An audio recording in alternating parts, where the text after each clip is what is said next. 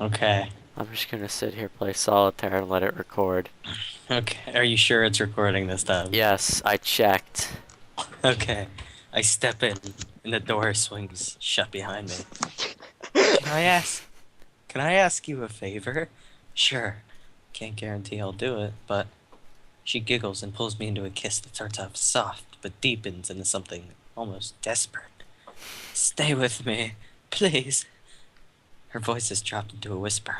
The question is barely audible over the sound of my own breathing. There's something about the way she asks the question. I don't know. It seems sexual. Stay with me. Not tonight, or forever. I don't know exactly what she means. There's no time limit to her request. There's just a request. A favor. Can I do it? Can I stay with her? Of course. We embrace again, Emmy guiding me towards her bed, stepping backwards with care, until she sits down on the edge. She's gotten my shirt off by this point, and I've similarly lifted hers off over her head, bra and all. Her, her shorts off, her shorts come off just as quickly. With practiced ease, she removes her legs and pulls me onto the side of the bed with her hand, my hand coming around her smooth shoulder. I cast my gaze over her face, down her neck, following the line to the swell of her breast, before I lower my head, planting kisses across her chest, listening to her breath hitch as her hand slides farther and farther down my chest, down to my no-no zone. As, as I work my way up back onto her neck, you can feel her hands working at my belt, now fumbling slightly with the buckle, now unbuttoning, now unzipping, until my pants succumbed to gravity and fell to the floor. Our panties are noticeably darkened in the right place, showing that my earlier Oh my ministrations have god! produced some Oh my results. god! Wait, Jake, did you Steve, hear it? what Showing, does 4chan come up with? That's wait, Jake, oh my Jake, god! Jake, showing that my earlier ministrations have produced some results. Ah! I slip, Oh, oh my ah. I step back quickly and shuck my boxers and move back in as Amy reaches over a drawer at her Oh, nightstand, that's nice. removing a small foil package. She Oh, tears she's it open. prepared this time. There's no lemon needed. She tears it open with a quick jerk of her teeth and reaches down to apply the protection, which, as always, causes me to gasp a little. As always, dude? Her expression suddenly changes. Wait a second.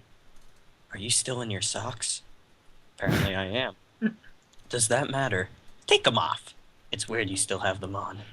I have a bit What? of a foot fetish. I need to see them bare and raw. You know, you've still got your socks on too. Yes, but I don't have my legs, so it doesn't count.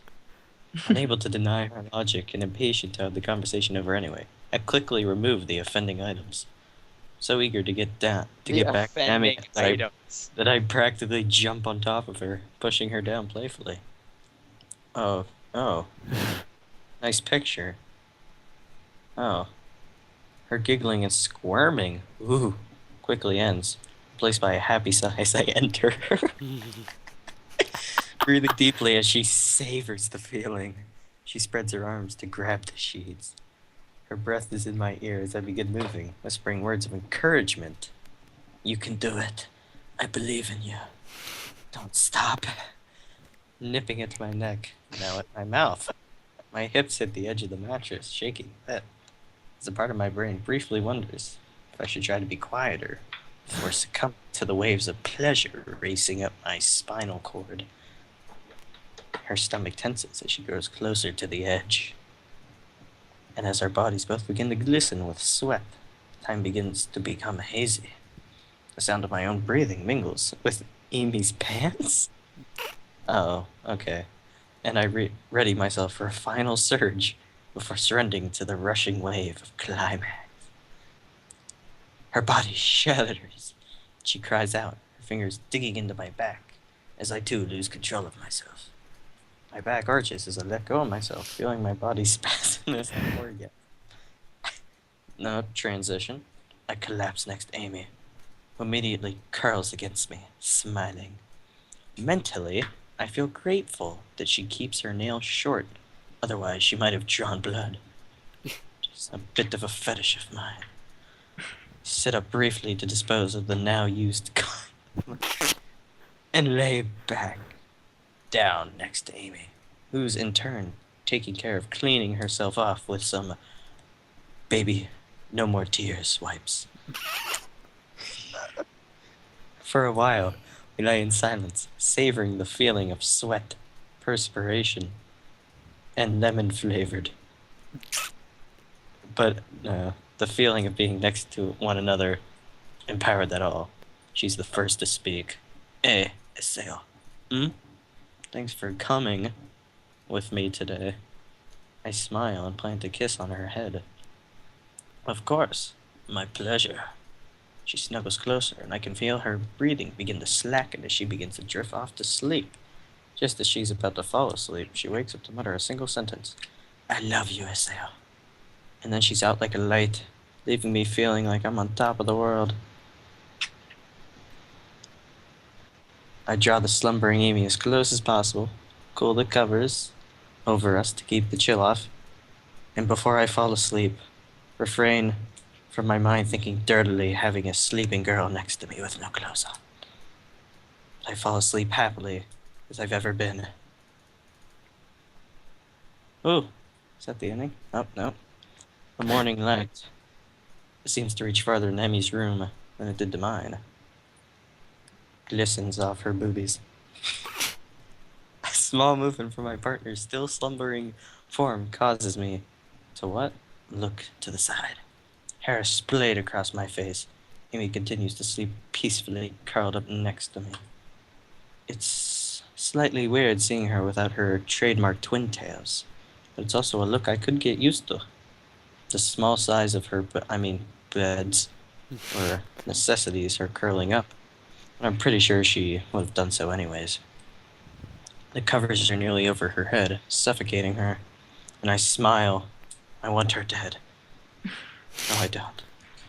As an errant stand of her hair causes her nose to twitch slightly. This is a huge turn-on for me. The only other fetish bigger than my foot are twitching noses. Unable to help myself, I draw her a little closer, a move which seems to think as a good idea. Her steady breath through her twitching nose raises a trail of goosebumps on my chest, but I don't mind.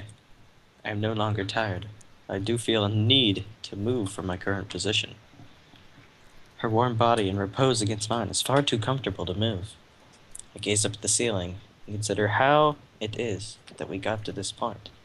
We've been close for a while, but not this close. I mean, I've been in her butt before, but clearly not this close. It seems like only yesterday. That she ran into me in the hallway, and after apologizing, decided to take an interest in my well-being. But that grew into something else, which I at least was not expecting. One thing is for certain, having found Emmy, I will try as hard as I can not to lose her. My morning musing was interrupted by farther movement from her. Her eyes flutter open, and she seems briefly confused by my presence in her bed, as well as her current state of dress, which is non-existent. I ate her clothes while she drifted off to sleep. Cutscene. She smiles happily and sits up, her face looking down at me. Good morning. Hi. Sleep well? Yeah, I did. Exhausting day yesterday, you know. I think back over yesterday's trip to the graveyard. Yeah, glad to hear you slept well. How'd you sleep? Well enough, although you kept hogging the covers. This earns me a shove and a stuck-out tongue. I chuckle. Oh, Nick once recalled. Someone recall Nick. I chuckle, and Amy giggles a little, and we fall quiet for a while, gazing at each other's genitals. I soak up the feeling of how right it all seems. Waking up with Amy by me, her twitching nose, crammed into a bed made for one person. Something I could get used to. Hey, Iseo. Thanks for sticking your stick in my thingy. No problem. Saved me the walk back anyway, right? Just draws another giggle, but then she turns serious again. No, really, I kept trying to push you away, because the thought of your thingy and my thingy just didn't seem right. Especially after our encounter with the lemon-flavored lube meant for my gay training coach. It didn't seem right. But you stuck around through it all. I haven't made any of this easy for you, but you stuck it out anyway. So really, I mean it. Thank you. She punctuates this by giving me a kiss, pulling back and looking at me with an expression of affection. I reach up and ruffle her hair, smiling all the while. I'm stupidly lucky, I think, to have come through everything after my heart attack. To somehow have found this girl is nothing short of a miracle. You're very welcome, Amy. I couldn't bear the thought of giving you up. I couldn't bear the thought of giving you up. I'll continue even to stick around if you want. I can buy more lemon pledge. We can have a lot more fun. Steve. I'll leave it. I'd like that. Of course you would. That settles it then. I don't know how long my heart will keep working, and I don't know how much lemon pledge we'll use daily. I don't even really know what I'll do after this year is over, apart from going to university. As long as she's around, I think I'll be okay. I've managed to help her, and she's managed to help me.